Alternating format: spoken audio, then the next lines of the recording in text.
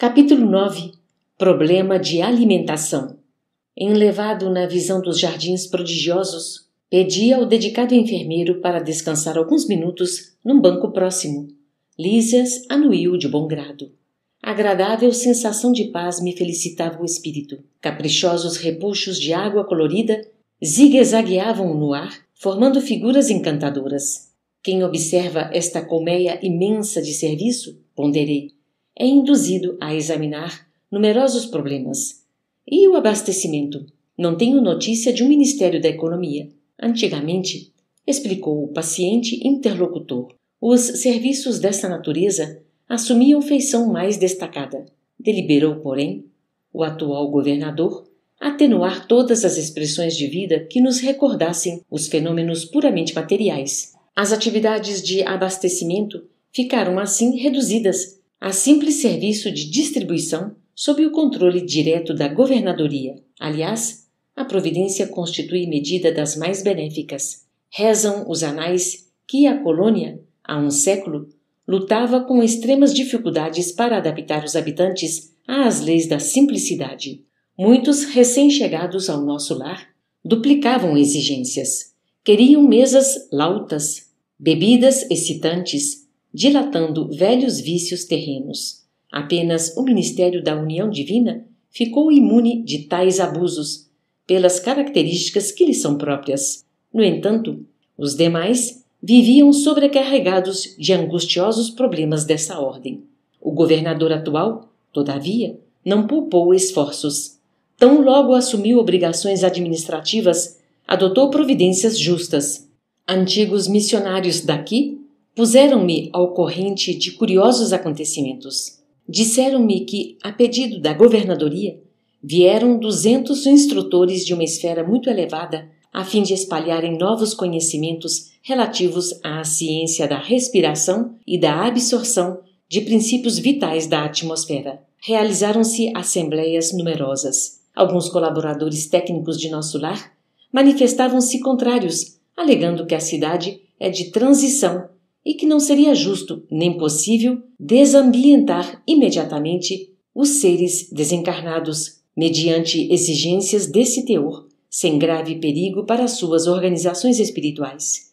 O governador, contudo, não desanimou. Prosseguiram as reuniões, providências e atividades durante 30 anos consecutivos. Algumas entidades eminentes chegaram a formular protestos de caráter público, reclamando. Por mais de 10 vezes, o Ministério do Auxílio esteve superlotado de enfermos, onde se confessavam vítimas do novo sistema de alimentação deficiente. Nesses períodos, os opositores da redução multiplicavam acusações. O governador, porém, jamais castigou alguém. Convocava os adversários da medida a palácio e expunha-lhes paternalmente os projetos e finalidades do regime. Destacava a superioridade dos métodos de espiritualização, facilitava aos mais rebeldes inimigos do novo processo variadas excursões de estudo em planos mais elevados que o nosso, ganhando assim maior número de adeptos.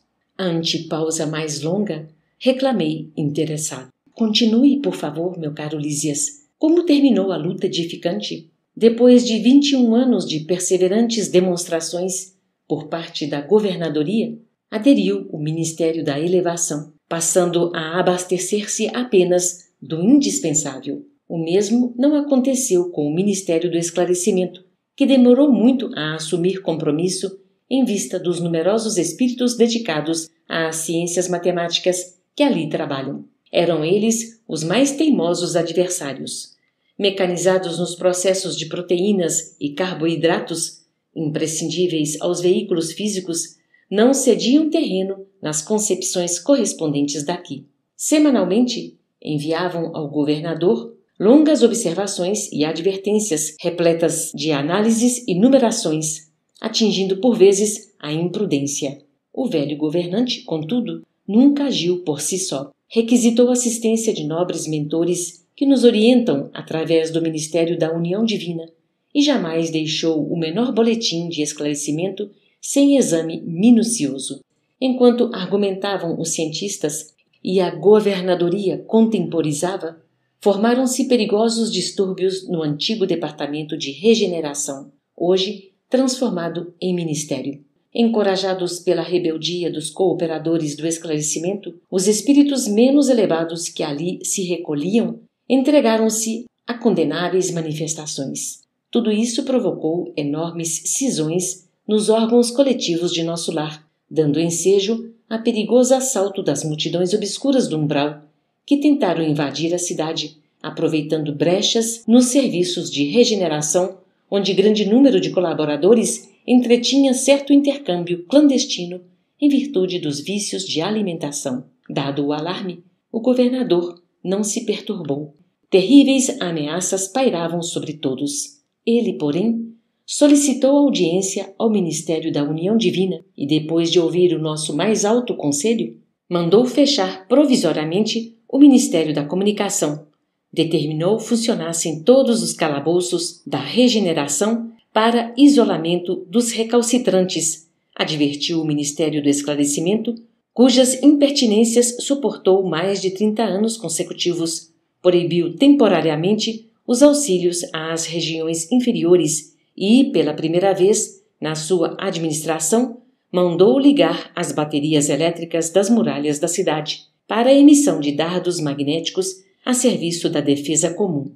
Não houve combate, nem ofensiva da colônia, mas resistência resoluta. Por mais de 6 meses, os serviços de alimentação em nosso lar foram reduzidos à inalação de princípios vitais da atmosfera, através da respiração e água misturada a elementos solares, elétricos e magnéticos. A colônia ficou, então, sabendo o que vem a ser a indignação do espírito manso e justo. Findo o período mais agudo, a governadoria estava vitoriosa. O próprio Ministério do Esclarecimento reconheceu o erro e cooperou nos trabalhos de reajustamento. Houve, nesse comenos, regozijo público e dizem que, em meio da alegria geral, o governador chorou, sensibilizado, declarando que a compreensão geral constituía o verdadeiro prêmio ao seu coração. A cidade voltou ao movimento normal. O antigo Departamento da Regeneração foi convertido em ministério. Desde então, só existe maior suprimento de substâncias alimentícias que lembram a terra nos ministérios da regeneração e do auxílio, onde há sempre grande número de necessitados. Nos demais, há somente o indispensável, isto é, todo o serviço de alimentação obedece à inexcedível sobriedade. Presentemente, todos reconhecem que a suposta impertinência do governador representou medida de elevado alcance para a nossa libertação espiritual. Reduziu-se a expressão física e surgiu maravilhoso coeficiente de espiritualidade. Lísias silenciou e eu me entreguei a profundos pensamentos sobre a grande lição.